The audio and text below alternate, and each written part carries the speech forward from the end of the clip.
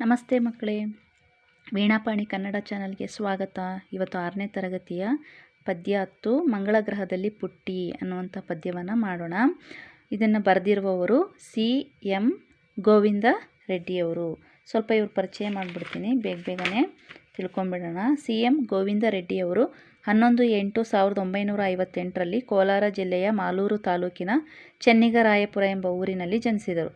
ಇವರು ಪ್ರಸ್ತುತವಾಗಿ ಏನು ಮಾಡ್ತಾ ಇದ್ದಾರೆ ಕೆಲಸ ಅಂದರೆ, ಬೆಂಗಳೂರಿನ ಕಾಡುಗೋಡಿಯ ಸರ್ಕಾರಿ ಪ್ರಥಮ ದರ್ಜೆ ಕಾಲೇಜಿನಲ್ಲಿ ಕನ್ನಡ ಸಹ ಪ್ರಾಧ್ಯಾಪಕರಾಗಿ ಕಾರ್ಯನಿರ್ವಹಿಸುತ್ತಿದ್ದಾರೆ.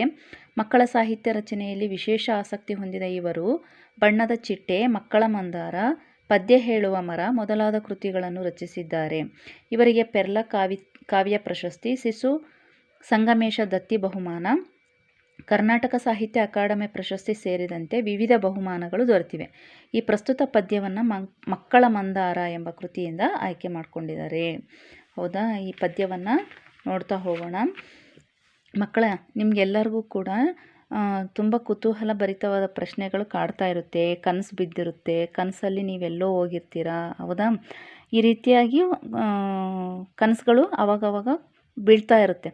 ಹೀಗೆ ಇಲ್ಲಿ ಕೂಡ ಒಂದು ಮಗುವಿಗೆ ಕನಸಲ್ಲಿ ಮಂಗಳ ಗ್ರಹಕ್ಕೆ ಹೋಗಿರುವಂತಹ ಒಂದು ಭಾಗವನ್ನು, ಒಂದು ಕನಸನ್ನು, ಆ ಮಗುವಿಗೆ ಬಿದ್ದ ಕನಸನ್ನು ಪದ್ಯದ ರೂಪದಲ್ಲಿ ಗೋವಿಂದ ರೆಡ್ಡಿಯವರು ಬರೆದು ಕೊಟ್ಟಿದ್ದಾರೆ. ತುಂಬ ಚೆನ್ನಾಗಿ ಪದ್ಯವನ್ನು ರಚಿಸಿದ್ದಾರೆ.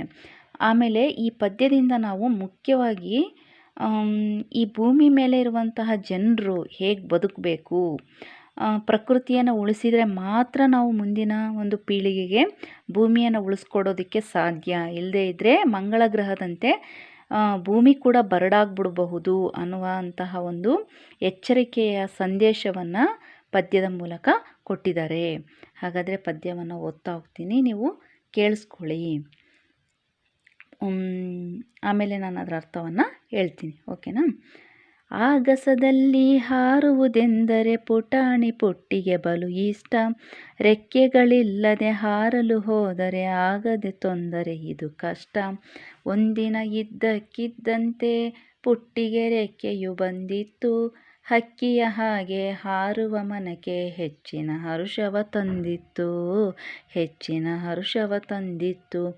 ಕೂಡಲೇ ಪುಟ್ಟಿ ಟಣ್ಣನೆ ಜಿಗಿದು ಆಗಸದೊಡಲಿಗೆ ಹಾರಿದಳು. ಹಾರುತ್ತ ತೇಲುತ್ತ ಮುಂದಕ್ಕೆ ಸಾಗಿ ಚಂದ್ರನ ಮಡಿಲನ್ನು ಸೇರಿದಳು. ಚಂದ್ರನ ಮೇಲೆ ನೆಟ್ಟಗೆ ನಿಂತು ಭೂಮಿಗೆ ಕಡೆಗೆ ನೋಡಿದರೆ ನೇರಳೆ ಬಣ್ಣದ ಚೆಂಡಿನ ಹಾಗೆ ಕಂಡಿತು ಅವಳಿಗೆ ನಮ್ಮ ಧರೆ. ಚಂದ್ರನ ಬಿಟ್ಟು ಮೇಲಕ್ಕೆ ಹಾರಿ ಸೇರಲು ಮಂಗಳನಂಗಳವ ಕೆಂಪಗೆ ಬಣಬಣ ಗುಟ್ಟುತ್ತಲಿತ್ತು. ಕಾಣಲಿಲ್ಲ ಯಾವುದೇ ಜೀವ. ಪುಟ್ಟಿಯು ಕಂಡಳು ಮಂಗಳನಲ್ಲಿ ಯೋಗಿ ಹೆಸರಿನ ಹೆಬ್ಬಂಡೆ.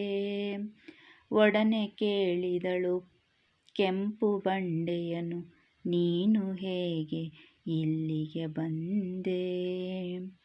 ಬಂಡೆಯು ಕಣ್ಣೀರನ್ನು ಸುರಿಸುತ್ತಾ ಹೇಳಿತು ಪುಟ್ಟಿಗೆ ನೋವಿನಲಿ, ಪುಟ್ಟಿಯೇ ನಮ್ಮಿ ಮಂಗಳ ಗ್ರಹದ ದುರಂತ ಕಥೆಯನ್ನು ಕೇಳಿ ತಿಳಿ. ಹಿಂದೊಂದು ಕಾಲದಿ ಈ ಗ್ರಹದಲ್ಲಿ ಇತ್ತು ಜೀವಜಲ ಹಸಿರು ಮರ. ಆಗಿನ ಜನತೆಯು ನಾಡನ್ನು ಕಟ್ಟಲು ಮರಗಳ ಕಡಿಯೇ ಬಂತು ಬರ. ಮಳೆ ಬೆಳೆ ಕಾಣದೆ ಜೀವಿಯು ಅಳಿದು ಬಂದಿತು ನಮಗೆ ಇಂಥ ಸ್ಥಿತಿ. ನಿಮ್ಮ ಭೂಮಿಯಲ್ಲಿ ಗಿಡ ಮರ ಅಳಿದರೆ ಮುಂದೆ ಒಂದು ದಿನ ಇದೇ ಗತಿ.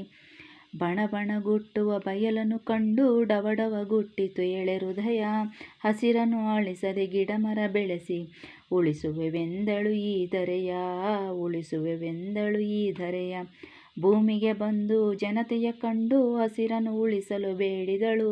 ತಾನೂ ಕೂಡ ಎಳೆ ಸಸಿಗಳ ನೆಟ್ಟು ಬೆಳೆಸುತ್ತ ಕುಣಿದಾಡಿದಳು. ಹೀಗೆ ಒಂದು ಮಗುವಿನ ಕತೆ, ಒಂದು ಮಗುವಿನ ಕನಸು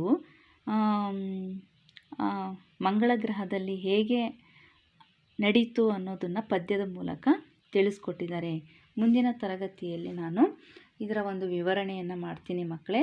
ಎಲ್ಲರೂ ಕೂಡ ಇದನ್ನು ಓದೋದನ್ನು ಅಭ್ಯಾಸ ಮಾಡಿ ಏನು ಸ್ವರದ ಏರಿಳಿತಗಳನ್ನು ಗಮನಿಸ್ತಾ ಒತ್ತಕ್ಷರಗಳ ಕಡೆ ಗಮನ ಕೊಡುತ್ತಾ ನೀವು ಪದ್ಯವನ್ನು ಅಭ್ಯಾಸ ಮಾಡಬೇಕು. ಎಲ್ಲರೂ ಕೂಡ ಇದನ್ನು ಒಂದು ಸಲ ಪದ್ಯವನ್ನು ಬರೆದು ಚೆನ್ನಾಗಿ ಏರಿಳಿತಗಳೊಂದಿಗೆ ಓದುವುದನ್ನು ಕಲೀರಿ ಅಂತ ಹೇಳ್ತಾ ಈ ಒಂದು ಚಾನಲನ್ನು ಸಬ್ಸ್ಕ್ರೈಬ್ ಮಾಡ್ಕೊಳ್ಳಿ. ಮುಂದಿನ ತರಗತಿಯಲ್ಲಿ ಇದಕ್ಕೆ ವಿವರಣೆಯನ್ನು ಕೊಡ್ತೀನಿ. ಲೈಕ್ ಮಾಡೋದನ್ನು ಮರಿಬೇಡಿ ಮಕ್ಕಳೇ. ಇಲ್ಲಿಗೆ ಈ ವಿಡಿಯೋವನ್ನು ಮುಗಿಸ್ತಾ ಇದ್ದೀನಿ. ನಮಸ್ಕಾರ.